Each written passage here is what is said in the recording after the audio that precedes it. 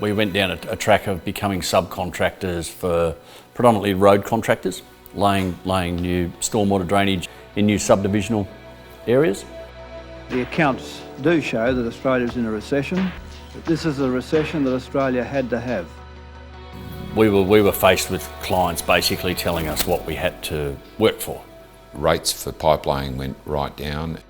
And I remember saying to Pete, I go, Peter, this just ain't going to work, mate. I go, if we're going to go broke, let's do it on our own terms, and at least go out and try and become contractors in our own right.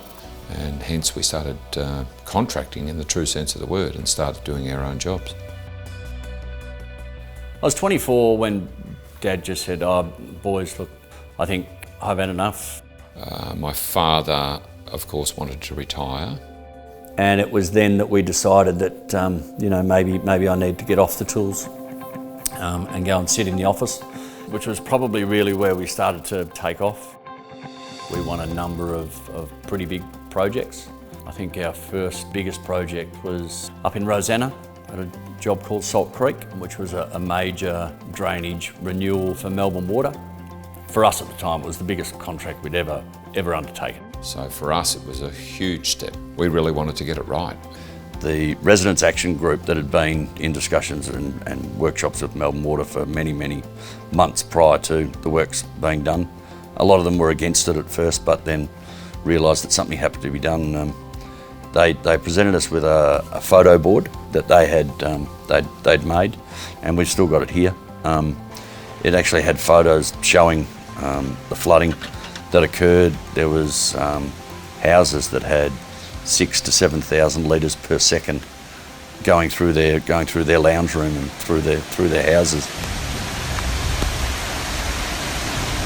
When you do get that next thunderstorm that's sort of like 1 in 20, 1 in 50 years, and you find out that all the residents' houses that flooded previously made it through no problems whatsoever without even sort of like a puddle appearing in their backyard, then you realise what you're doing is actually pretty important.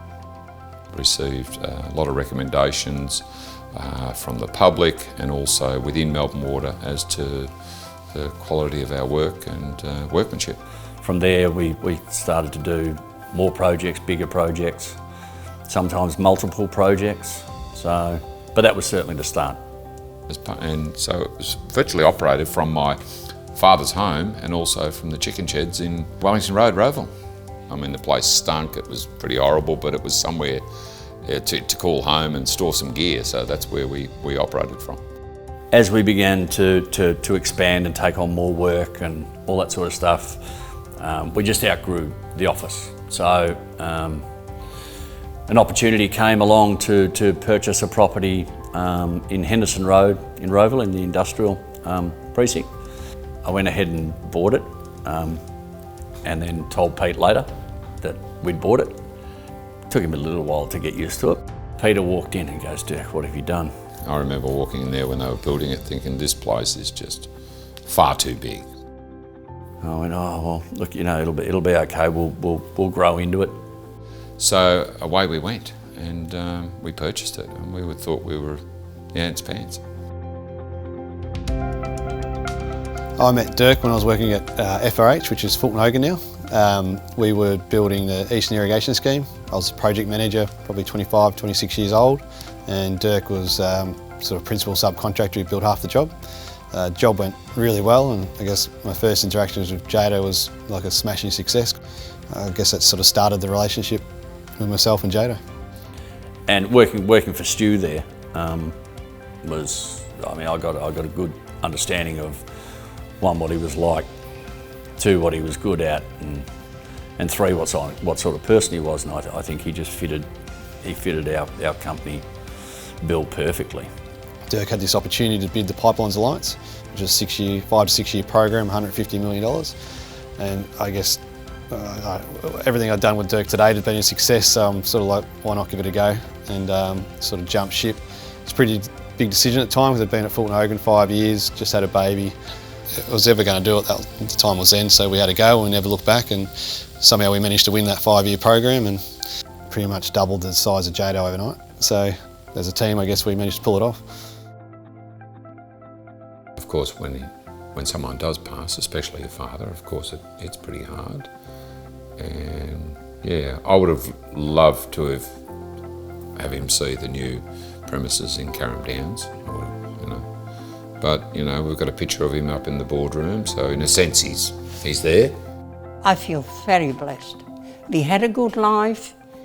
Memories live on, and that tells it all. Every time you look at that, it brings back a lot of memories. Yeah, I think it would have been a lot nicer if we would have met him 20 years earlier. Looking back at it, it's probably the best times of our lives.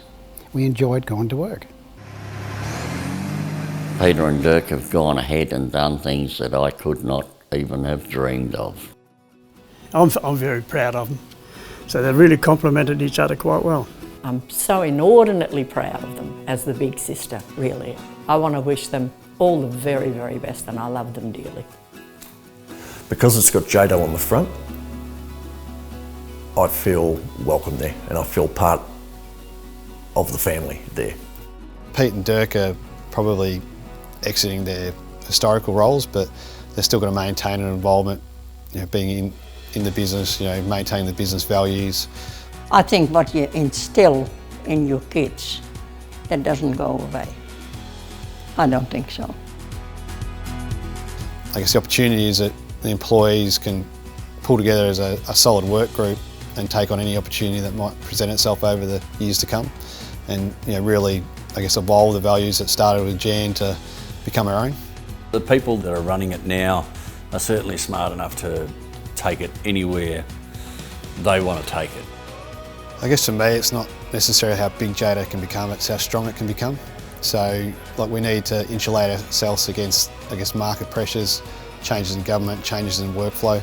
So, while we might get bigger and, take on new challenges or projects or diversify, it's probably more so we can have a bigger resource base and still have cash flow coming in if one part of our business slows down. So it's not necessarily grow for the sake of growing, it's grow to be stronger within the market. For Jado, it's endless, really. Peter and I have been doing it now for, 27 years together.